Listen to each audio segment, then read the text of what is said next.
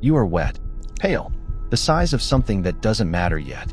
The spawning chamber is dark and the air is thick with copper and chemical heat, the kind that coats the inside of your throat like oil. Bodies press against you, dozens of them, slick and twitching, mandibles soft and half-formed. You don't know what they are. You don't know what you are. All you know is the heat, the pressure, and a stomach that has been empty since the first second it existed. You open your mouth. No sound comes out. Nobody was listening anyway. Meat hits the floor, raw, bloody, thrown from above like waste into a drain. The bigger ones reach it first. They always do. You watch a clutchmate twice your size tear into the pile, mandibles snapping with a wet click you'll hear in your sleep for years. You are not bigger, so you learn to be faster. You learn to wait until they fight each other, then dart in low, grab what you can, and disappear into the far wall of the pit. Hunger is math, and math keeps you breathing. A shadow falls across the pit. A female stands at the edge, massive, scarred, ancient. Your mother, technically. She scans the clutch the way a blade tests a stone. Her eyes pass over you. They do not stop. You are not named. You are a number she's already forgotten. Below her, a pup you've slept beside for 3 cycles. The quiet one. The one whose breathing synced with yours, has stopped moving. You wait until the others look away. Then you take its share. You eat with your back to the body. That is the first lesson. The dead feed the living. They pull you from the pit. Hands, massive, clawed, indifferent, grip you by the neck and carry you through corridors that hum with a frequency you feel in your teeth. The air changes. The copper stink fades, replaced by something sharper. Sand, sweat, old blood baked into stone. They drop you in an open arena. Above you, on elevated platforms, figures sit in silence. Elders, watching, measuring. You didn't know there were rooms worse than the pit. You learn fast. They put a weapon in your hand. Short, curved, heavy enough that your wrist dips. Across the arena, a pup your size holds the same blade. Different clutch, different pit, same hunger in the eyes. No instructions. The elder on the nearest platform clicks once, a single mandible snap, and the other pup charges. You block wrong. The blade catches your shoulder and opens a line of bright green. It burns. Your mandibles spread involuntarily. Something electric shoots through your chest. Your blood hits the sand, and the color is beautiful. You win. Sloppy, desperate, swinging wide. But the other pup drops, bleeding from the jaw, and the arena goes quiet. You stand there, chest heaving, green running down your arm, and your mandibles are clicking in a pattern you've never made before. A low, involuntary purr that vibrates in your throat like a second heartbeat. Fueda, Bloodjoy, one elder, the oldest, the one missing an eye, leans forward, just slightly, the first approval you have ever received from anything alive. You are adolescent now, skin darkened to mottled green-brown, dreadlock tendrils past your shoulders. You stand in a drop ship with 6 other unblooded, silent, trying not to shake. Below, a jungle world seeded with something the elders call kinda meta. Hard meat, xenomorphs, acid blood, eyeless skulls, inner jaws that punch through bone. They hand you a wrist blade and a basic mask. No cloaking, no plasma caster. Those are earned. The drop bay opens, and the heat hits before your feet leave the ramp. The weight of an atmosphere pressing against your chest. You fall through the canopy, branches cracking, leaves slapping your mask, the ground rushing up smelling of rot and rain, and something your instincts recognize before your brain does. 7 bodies hit the jungle floor. The silence is worse than any scream. 2 die in the first hour, a scream that turns into a gurgle, then the hiss of acid blood eating through armor. You don't go to help. The jungle is black-green, and your thermal vision paints everything in streaks of orange and red. Your breathing is too fast. You force it down, and then the canopy moves, not wind. Something long, something deliberate. It drops, glossy black, skeletal, teeth catching light like wet glass. It unfolds to full height. Your wrist blade extends. The thing opens its mouth, and inside that mouth is another mouth. The pit, the arena, the blade fights. All of it was rehearsal for this second. You don't remember the kill cleanly. Pieces, the blade going in between the ribs, acid spray melting through your mask, exposing your cheek. The xenomorph shuddering, going still. Jungle sounds returning one by one, like a breath being let out. You are standing over it, shaking. The adrenaline has nowhere to go. 3 walk back to the drop ship. 4 don't. An elder is waiting. He takes the dead creature's finger, dips it in the acid blood, and presses it to your forehead. It sizzles. It scars. You don't flinch. You've just been born for the second time. The clan ship feels different now. The corridors that once seemed endless now bend to your stride. Unblooded step aside when you pass, a reflex they can't help. You barely notice. You're too busy learning a body that no longer feels like yours. The cloaking device hums against your wrist. When you activate it, your skin prickles like shedding into air. The mask is worse. The first ultraviolet shift hits you behind the eyes like a migraine made of color. You rip it off, vision swimming, teeth aching. You learn to breathe through it. The plasma caster tracks your gaze before you give it permission, a soft mechanical whine following your eyes across a room. You flinch. Your own weapon is watching you. Eventually, the weapon feels less like a tool and more like a limb you were born without. Your first real hunt is a jungle world with a military encampment, armed bipedals, organized, carrying projectile weapons. You sit in the canopy for 6 hours, cloaked, watching. You learn their patrol routes, their hand signals. You identify the strongest one, tallest, heaviest weapon, the one the others look at before they move.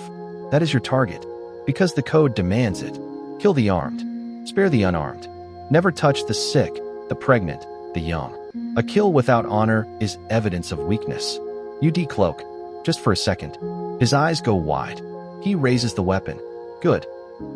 Your first trophy wall is small. 3 skulls. You clean them yourself, carefully, almost gently. Each skull is a planet, a season, a face that almost killed you. The 4-armed creature from the Ash world. You almost lost a hand. The human soldier from the jungle sits in the center. You kept his metal tags. He saw through your cloaking. He shot you. He didn't run. You stood over his body and felt something quiet and older than Bloodjoy. Respect. You clean his skull with more care than the others. You notice the change in the trophy wall before you notice it in yourself. The metal tags around the human soldier's skull have dulled to matte gray. Dust sits in the eye sockets of the 4-armed creature. You wipe it away with a hand you don't recognize. Thicker, the knuckles ridged with scar tissue that wasn't there a few hunts ago. Or a few dozen. The wall is full. You've stopped cleaning the older skulls because the names have started to blur. Younger hunters don't meet your eyes anymore. They perform. They defer. Your name, clicked in mandible language, carries a weight that sounds almost like fear. You run your scarred hand across the soldier's skull and realize you can't remember what planet you took it on. You remember him, but the world around him has gone dark. You are everything the spawning pit promised you could be. And somewhere along the way, the silence around you turned from respect into a wall. You're on an ice moon, tracking something large through a blizzard that whites out every spectrum except electromagnetic. It finds you first, hits you from the left, sends you spinning, plasma caster cracking against frozen rock. You taste your own blood, copper green, warm against the cold, and your mandibles click. That old purr. Bloodjoy, you haven't felt it in real years. The hunts became routine. The trophies became furniture. But here, bleeding, half-blind, with something enormous circling you in the white, you feel alive. And you understand that this is the only relationship you have left. Kill it. Of course you do. But you stand over the body for a long time, green blood freezing on your skin. It fought well, wounded you badly, forced you to use your blade when the plasma caster went down. You reach for the skull. Routine. Automatic. Then you stop. You pull a blade from your belt, a good one, from your blooding year, and place it across the creature's chest. A gift. Some elites do this once in their lives. Some never. You smell it before you see the evidence.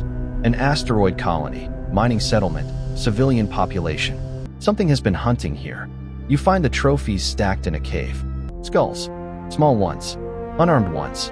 A pregnant female's jawbone, cracked and discarded. Your mandibles tighten, so hard the tendons ache. Bad blood work. A Yautja who abandoned the code. Who hunts the weak, the sick, the young. The elders sent you because you're the best tracker alive. You've killed 100 creatures. This is the first time you've wanted to kill one of your own. You find it in the lower tunnels. Bigger than expected. Scarred, feral, wearing trophies that rattle like wind chimes made of bone. Its cloaking flickers, damaged. It sees you and doesn't run.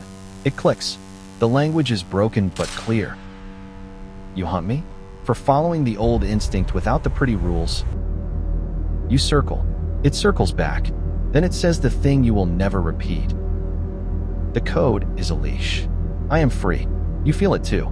You just don't have the courage to listen. And quote, your blade is already out. But for one heartbeat, one terrible, quiet heartbeat, your mandibles click in recognition. You kill it. Efficiently. No ritual. You do not take the skull. You do not clean the cave. You walk back to the surface, and the asteroid colony's sun is pale and weak, and you feel nothing. Just the echo of that heartbeat. The leash. You've worn it your whole life and called it honor. You chose to keep wearing it, but the choosing is the thing that won't leave you alone. A code you've never questioned is just obedience. Honor only exists at the moment you could walk away and don't.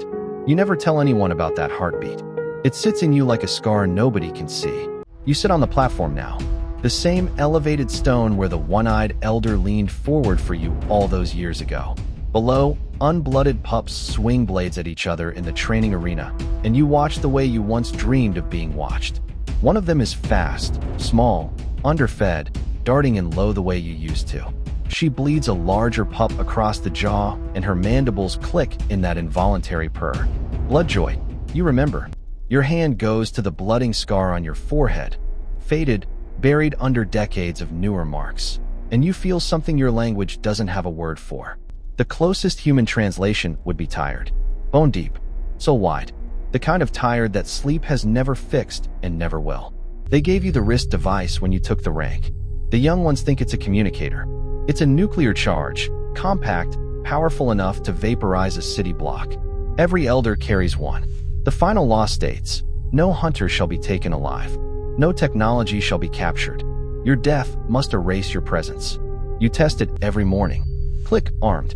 Click safe. Click armed. Click safe. A small machine that promises you'll get to choose how the story ends. You find yourself in a corridor late in the ship's cycle. A polished wall panel catches your face, scarred, heavy, ancient. You know every scar by name. It's the eyes. They're the same eyes that looked up from the spawning pit, searching for a mother who didn't stop walking. You've spent your entire life climbing toward this platform, and now you understand. The platform was never the reward. The reward was the jungle, the bleeding, the honesty of a fight where nothing was certain. That's behind you now. You tell no one. You leave during the dead cycle. You take the wrist blades, the old pair, from your blooding year, reforged twice. The basic mask. No plasma caster. No cloaking device. You laid them on the platform like a shed skin. You programmed the drop ship for a planet you've never visited. Uncharted, dense jungle, left to grow wild. You don't know what's down there. That's the point. The drop bay opens, and the heat rises, wet, heavy, alive, and your mandibles spread in a way they haven't in decades. The memory of what it felt like to be afraid. You step off the ramp. The jungle swallows you whole. You are just a body in the dark, and the dark is watching back. It finds you at dusk. Something fast, low, multi-limbed. It moves through the canopy like liquid. Your thermal vision catches it only in fragments. A heat pulse here, a branch bending there. It draws first blood, a deep gash across your chest that weeps green and hot. You roar, that full-body mandible click that vibrates your rib cage. Fueta, bloodjoy, pure, clean, blinding, like the first time in the training pit when the blade connected. You fight like a pup, sloppy, desperate, alive. Your blade finds flesh. Its claws find yours. Somewhere in the middle of it, you realize you're smiling. The blow you can't recover from comes low, under the ribs. Something tears inside you, and the green spreads fast across your stomach, warm and thick. You go down. Your back hits the jungle floor, wet, hot, alien, and the canopy above you is so dense the dying light comes through in broken shafts. Like stained glass, like the spawning chamber, like the very first room you ever fought to survive in. Your hand finds the wrist device. Click armed. The countdown begins. Even now, the code asks for your obedience, and you give it, out of gratitude. The code gave you a life, a shape, a reason to keep climbing out of pits. You stare up through the canopy, and somewhere above the atmosphere, above the clouds, the clan ship crosses the sky like a slow star. The bloodjoy fades. Something quieter takes its place. You think about the human soldier and his metal tags, the creature on the ice moon, and the blade you left on its chest. You wonder if anyone will leave anything on yours. The countdown ticks. The jungle hums. You close your eyes.